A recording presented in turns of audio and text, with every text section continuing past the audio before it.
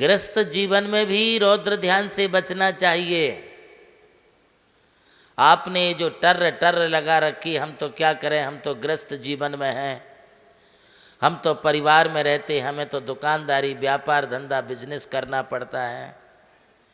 इसका मतलब ये नहीं है कि तुम रौद्र ध्यान करो, आर्त ध्यान करो। शांत परिणामों से आप अपना घर दार परिवार संभाल सकते हो। शांत चित्त से आप अपना व्यापार भी कर सकते हो।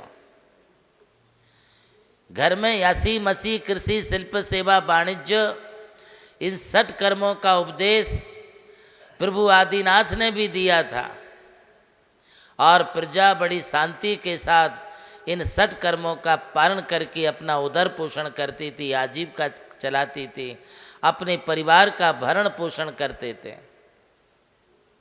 आज आप भगवान आदिनाथ का उपदेश विस्मृत करके आपको ऐसा लगता है कि हम अकेली बिजनेसमैन हैं, हमारे जैसा धंधा, हमारे जैसा काम और कोई किसी का नहीं है, इसलिए हमारे लिए इतना रौद्र ध्यान आर्त ध्यान करना पड़ता है। यही तुम्हारी सबसे बड़ी भूल है।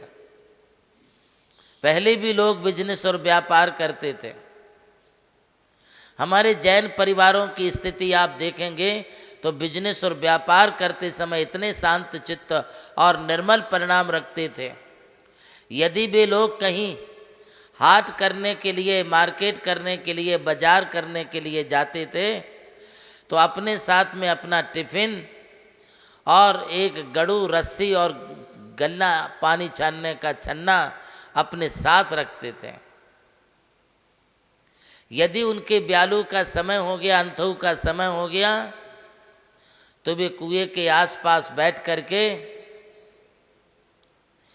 उस गड़ू में, उस लोटे में रस्सी बांध करके पानी खींचते, छानते और शांति के साथ अपना जो कुछ टिफिन लाते थे उसे बैठ करके खाते थे। देखने वाले जैनेतर लोग जब देखते थे तो उन्हें मालूम पड़ता था भाई ये कोई जैन व्यक्ति होगा इसलिए अभी भोजन कर रहा है। देखिए, जैनों की एक अलग पहचान होती थी। घर से निकलने के पहले नहा धो करके मंदिर का अभिषेक पूजन पाठ करके फिर वे बाजार के लिए जाते थे। आज जैनियों ने ये तीनों नियम छोड़ रखे हैं।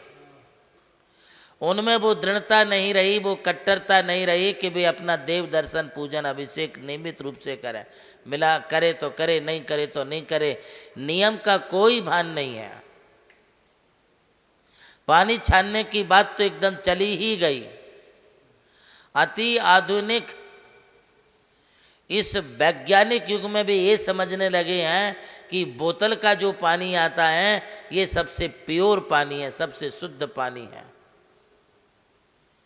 भाई साहब, पानी कोई सा भी रहने दो, उस पानी की मर्यादा छानने के पश्चात 48 मिनट की होती है।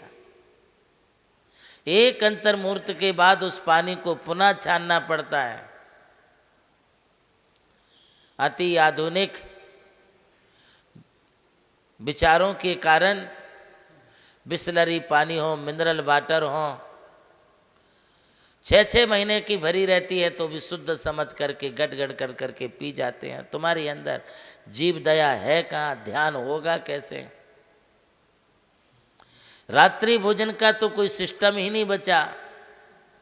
अब तो खुलेआम कहने लगे महाराज छूट दे दो, बाहर की छूट, जमी कंद खाने की छूट, आलू प्याज की छूट, रात्रि भोजन की छूट।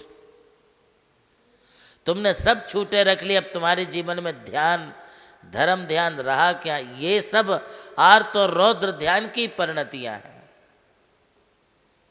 हमें इस प्रकार के दुर्ध्यान से बचना होगा। संकलेश परिणाम करके आप व्यापार और बिजनेस करेंगे तो आपकी गति अच्छी नहीं होगी, और संकलेश आर्त रौद्र ध्यान करके जो संपत्ति कमाओगे उस संपत्ति में भी तुम्हारे लिए संतुष्टि नहीं होगी, तृप्ति नहीं होगी। आर्त रौद्र ध्यान करके तुम जो पैसा कमाओगे उससे तुम पुण्य नहीं कमा पाओगे। ऐसा कहते हैं, पाप से कमाया पैसा पाप में ही जाता है। खोटी बुद्धि से कमाया पैसा खोटे कामों में लगेगा, बीमारी में चला जाएगा, पुलिस में चला जाएगा, कोर्ट कचहरी में चला जाएगा, गुंडे लोग ले जाएंगे, चोरी में चला जाएगा, और यदि कुछ बच गया तो सरकार लेके चली जाएगी। क्यों संकलेश प्रणाम करते हो? एक पेट भरने के लिए, परिवार भरने के लिए। तुम्हारा पुण्य इतना होता है, किंतु तुम्हें अपने भाग्य पर, तुम्हें अपने पुण्य पर भरोसा नहीं है, और उस पुण्य और भाग्य के भरोसे के बिना बस अपने को तो पेट नहीं पेटियां भरना है। उस पेट भरने की फिकर छोड़ करके पेटियां भरने में जो लगे हैं, तुम आर्त और रौद्र ध्यान नहीं होगा तो क्या होगा? इस रौद्र ध्यान आर्त ध्यान से आप बचें, यही हमारा आप सबके लिए कहना है।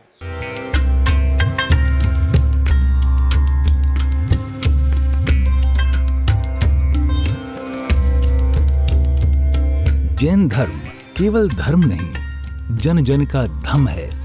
यही है इस धर्म की संस्कृति। सन 2010 चातुर्मास के दौरान मांगी तुंगी और गजपंथा की तीर्थ यात्रा के बाद एक रात्रि गजपंथा की पहाड़ियों पर विश्राम करते समय आचार्य श्री देवनंदी जी महाराज को एक दिव्य स्वप्न प्राप्त हुआ। स्वप्न में उन्होंने देखा कि एक ऐसा तीर्थ जिसकी कोई कल्पना भी नहीं कर सका था, एक ऐसा स्थान जहां पंच परमेष्ठियों की भव्य मूर्तियां हों, एक ऐसा समव शरण जो समर्पित हो जैन धर्म की शाश्वत परंपरा को। उस दिव्य संकेत को जीवन में उतारने के लिए आचार्य श्री कुंथलगिरी की ओर विहार पर निकल पड़े।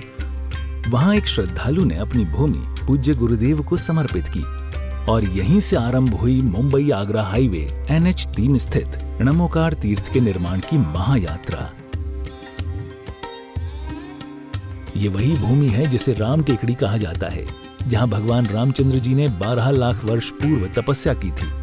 आज यही भूमि बन रही है जैन संस्कृति का जीवंत प्रतीक णमोकार महातीर्थ। यहाँ बन रही है 51 फीट ऊंची अरिहंत परमेष्ठी की मूर्ति, चारों दिशाओं में 31-31 फुट ऊंची अन्य परमेष्ठियों की मूर्तियां।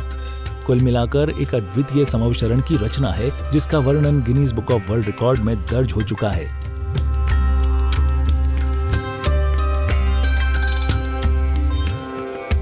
इस भव्य मंदिर जी में स्थापित किए जा रहे हैं 24 तीर्थंकरों के 24 मंदिर, पंचमेरु, नंदीश्वर द्वीप, नवदेवता और 64 रिद्धि मंदिर, सप्तऋषि मंदिर और गोमटेश्वर बाहुबली, संवेद शिखर जी की झलक और क्षेत्रपाल मंदिर। यहाँ पर अब तक 250 से अधिक कमरे निर्मित हो चुके हैं, जिनमें 75 साधु साध्वियों के लिए एवं यात्री निवास आधुनिक सुविधाओं से युक्त है। AC रूम, भोजनशाला, कैंटीन और विशाल गुरु मंदिर। णमोकार तीर्थ का भूमि पूजन 8 फरवरी 2014 को संपन्न किया गया था और आज लगभग 10 लाख स्क्वायर फीट से अधिक निर्माण पूर्ण हो चुका है और अब यह दिव्य तीर्थ अपने चरम आयोजन की ओर अग्रसर है। 2026 में जिन शासन के वरिष्ठतम आचार्य परम पूज्य साधना सम्राट गणाधिपति गणधराचार्य श्री कुंथु सागर जी महाराज के सानिध्य में एवं परम पूज्य प्रज्ञा श्रवण सारस्वताचार्य श्री देवनंदी जी महाराज की प्रेरणा एवं निर्देशन में 400 से अधिक साधुओं की उपस्थिति में आगामी 6 से 13 फरवरी 2026 में णमोकार तीर्थ का भव्याति भव्य अंतर्राष्ट्रीय पंच कल्याणक प्रतिष्ठा एवं महामस्तकाभिषेक महोत्सव का आयोजन होने जा रहा है। खुल रहा है पुण्य का द्वार, जो करेगा भव पार।